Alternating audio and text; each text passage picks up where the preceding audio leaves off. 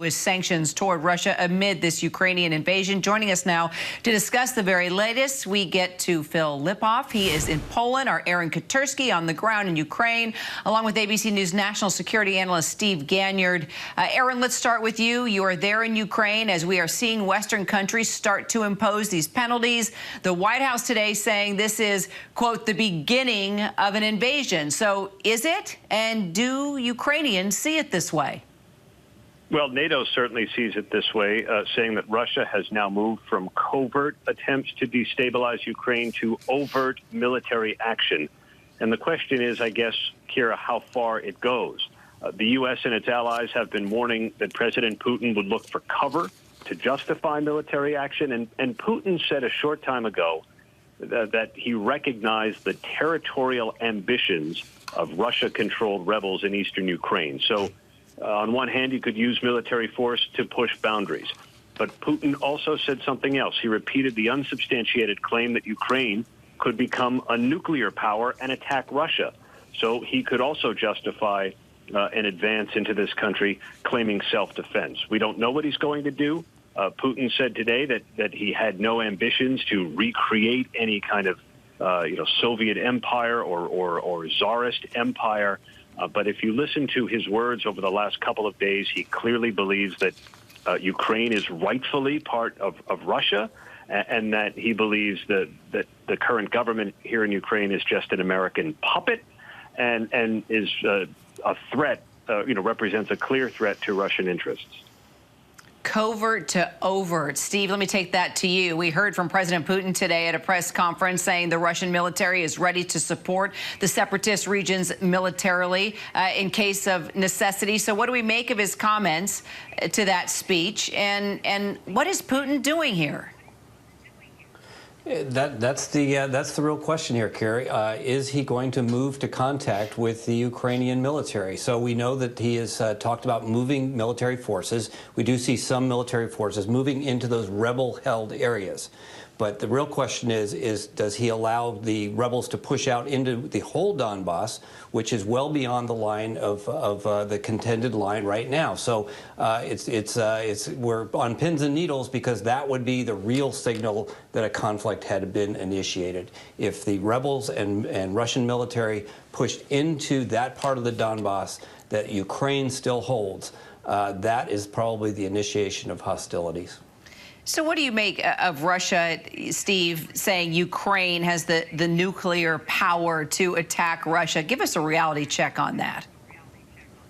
Yeah, way back when the Soviet Union came down, the U.S. worked very closely with Russia to take away the nuclear weapons that Ukraine had. I think at one point Ukraine was something like the fourth largest nuclear power in the world, and it wasn't because the Ukraine had developed them. It was sort of that the Russians said, here, we're going to put them on Ukrainian soil, and we'll say that they're yours, not ours. So long ago, I think President Clinton was the one who signed the agreement where nukes were brought out of Ukraine, and Ukraine was essentially a non-nuclear country. So the whole question here is, are there enough people there to rehabilitate that nuclear capability? The answer is probably not, but it is something that people understand, and they have had the ability to think about nuclear weapons in the past. But it would be something that Zelensky would be stupid. He would lose all of the support both in the EU, NATO, and the U.S. So it's sort of a bluff on Zelensky's part, but it sure stirred up Mr. Putin, and he continues to harp on it. Yeah, of course, understandable. That's kind of his M.O. Phil, meanwhile, let's take it to you. I understand Poland is preparing for an influx of refugees now, depending on the scale of this invasion. What could that look like? And is Poland even ready for that, Phil?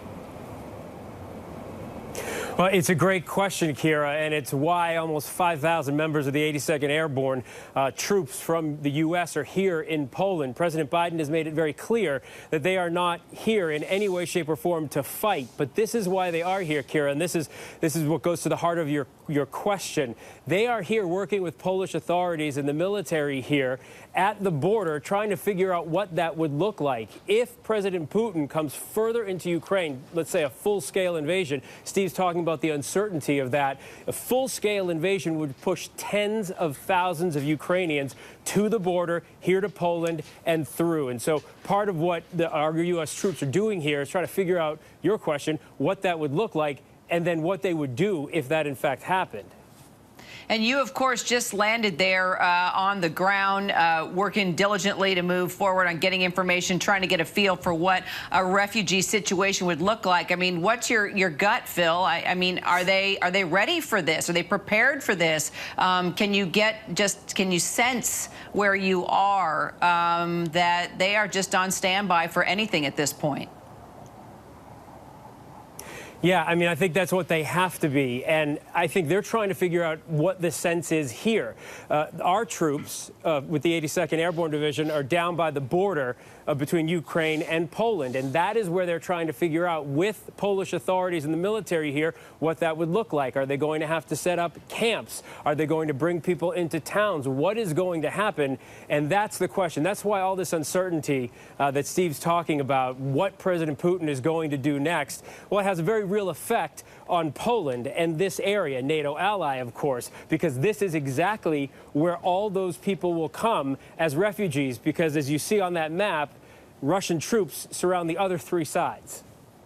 Got it. And Steve, Germany's leader announcing it will halt the Nordstrom 2 pipeline. That would have significant effects on Russia and for Europe. Let's delve into that for a minute and just talk about the prices and even the supply and how that would be impacted in those areas.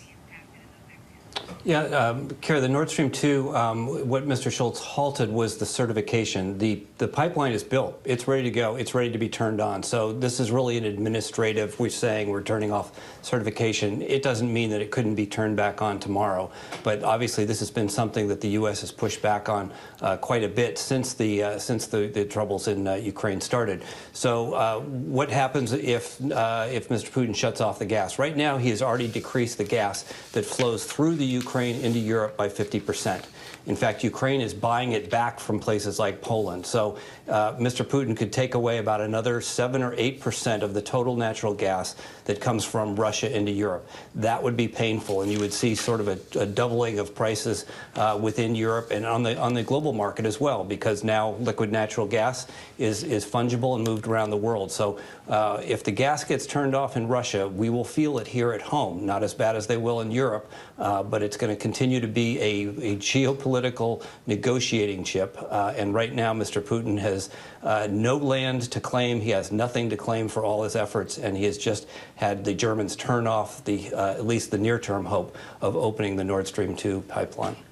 Look, this morning we already saw the Dow take a bit of a tank, and we're already seeing our gas prices increase weekly. So, Steve, what kind of impact do you expect those sanctions that President Biden announces will have, from across the pond to here, and how far could they go? Kara, sanctions have a very poor track record. They don't work very well. So it's really on the Biden administration to put some sanctions in place. We'll hear from the president very shortly that actually have some bite to them, have some meat. Sanctions tend to be a political salve, a bomb for politicians who said, oh, we did something, but they really don't work. So for them to work and for Mr. Putin to feel the pain, all of those around him, all of those in the Duma, all the oligarchs that essentially control, the elites who control that country, and Mr. Putin himself. You know, in the past, we've never sanctioned Putin, and he has hundreds of millions, if not billions of dollars that he's siphoned off from the Russian people. If the president does go after Biden, that will be a sea change. And President Biden did say a couple weeks ago when he was asked about that he would be willing to directly sanction Putin himself. We'll see. In a few minutes, we'll find out just how tough the administration wants to be and what kind of leverage they will be able to produce. Yeah, you want to talk about sanctions not working, just look at Iran. There's an example there. Phil, you mentioned the 5,000 troops there in Poland, but they're not expected to be involved in fighting in Ukraine, right? Absolutely not, Kira. In fact, President Biden has made it a point to go out of his way to say that over and over again. The troops here are to lend support to the Polish military and to people in this area. And what we talked about before, that's going to be their real deal. If refugees come flooding in across the Ukrainian-Poland border, that's when the nearly 5,000 U.S. troops here are going to go into action, and they're going to be really important at that point. All right, Aaron Katersky, Steve Ganyard, thank you so much.